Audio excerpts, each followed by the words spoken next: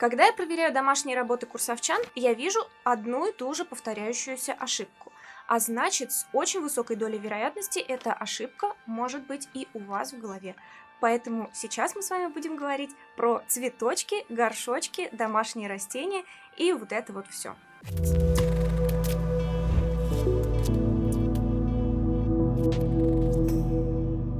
Каждая вторая бабушка уверена, что кухня станет красивее, если заставить подоконник пластиковыми горшочками с цветами и высыпающейся землей.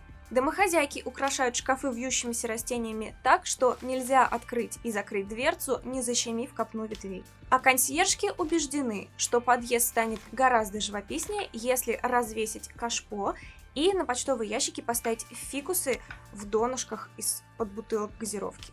Вот есть в нашей голове какой-то культурно-наследственный шаблон, который на задачу как бы украсить это помещение выдает стандартное цветами.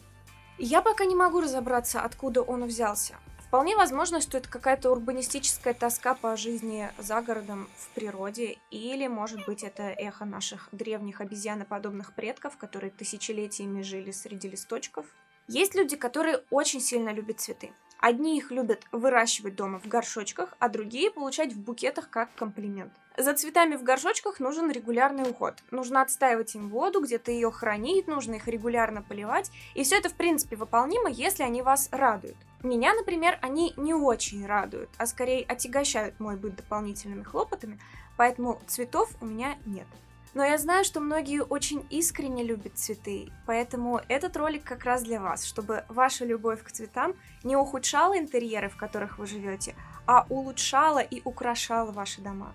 Начнем с самого простого – срезанные цветы. К срезанным цветам лично я тоже хладнокровна. Не очень люблю, когда мне их дарят, потому что они вкусно пахнут только первые 15 секунд, а в остальное время они превращаются в «найди вазу», «поставь вазу», «замени воду», «подрежь стебли», «ваза мешает тарелкам», «не опрокинь вазу», «помой», «замени воду». И вот они уже вянут, осыпаются, а выкинуть их жалко, пускай еще постоят, может быть, не очень приятно попахнут, но это же несколько тысяч рублей кем-то потраченных. В общем, меня они что-то совсем не радуют. Меня радуют вот животные, люди и вкусняшки. И если вы такие же, как я, то для нас с вами придумали стабилизированные цветы. Вот у меня на фоне они стоят уже который ролик.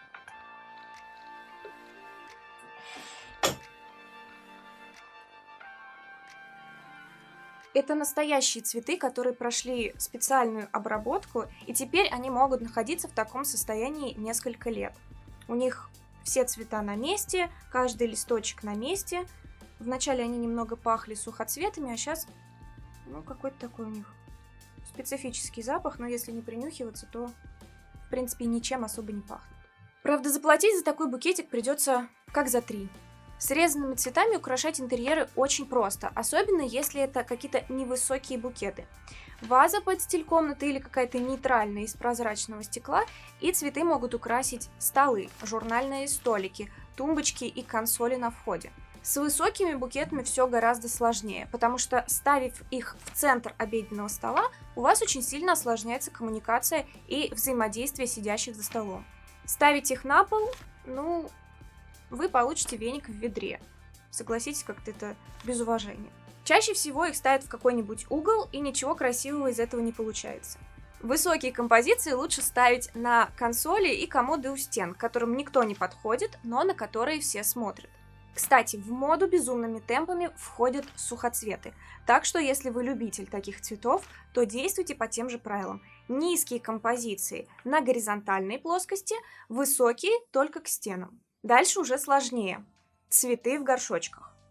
Попробуйте посмотреть на эти примеры моими глазами и попытайтесь увидеть, как робко на самом деле смотрится эта попытка украсить интерьер цветами. На цветы в горшочках надо смотреть, как на горшочки с цветами.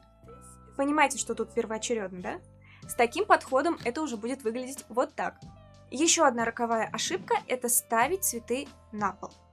Дело в том, что цветок, поставленный на пол, рано или поздно превращается в хлам, об который все будут спотыкаться. Земля из него будет вываливаться и рассыпаться, или, может быть, коты с ней будут играть, или дети.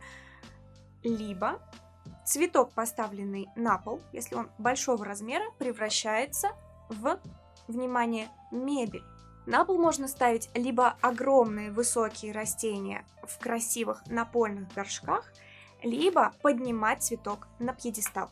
И в любом из этих двух случаев это будет уже полноценный интерьерный объект, для которого нужно будет планировать место так же, как для журнального столика или для кресла, а не просто предмет, который можно воткнуть в любое свободное место. И вот тут очень часто возникает ошибка, которую допускают курсовчане при создании самостоятельного планировочного решения. Там, где у них не получается придумать красивое, грамотное планировочное решение, где они чувствуют, что напроектировали что-то не так, но что именно здесь не так, они еще не понимают в силу нехватки опыта, они втыкают туда большой цветок. По мнению ремонтных новобранцев, цветок легко скроет любые косяки проектировщика, странный угол, закосившуюся планировочную ось или торчок стены. Мне-то по планировочному решению эти рассуждения всегда очень сильно заметны.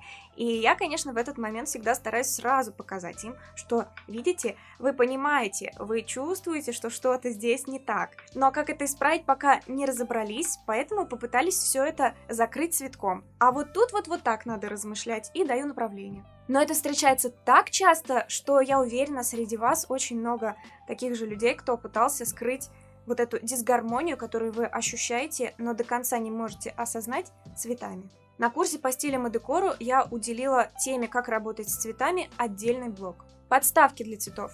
Вот с этим надо очень осторожно. Если такая подставка для цветов в вашем интерьере смотрится органично, то надо напрячься. Но если у вас, например, такие подставки для цветов, то можно расслабиться и выдохнуть. Как видите, очень многое зависит от исполнения. Вроде такая мелочь, а именно из таких мелочей и состоит хороший дизайн. Если вы все элементы интерьера подберете красивый, то в финале вы получите красивый интерьер. Это, знаете ли, как лента Инстаграма, в которой каждая фотография должна быть красивой, и тогда все это выстраивается в красивую ленту. Этот принцип работает везде. Ближайший интенсив по стилям и декору стартует 4 ноября, ссылка для записи будет под роликом. Жмите лайк, подписку и колокольчик, чтобы жить в красоте. Всем дизайн и море цветов!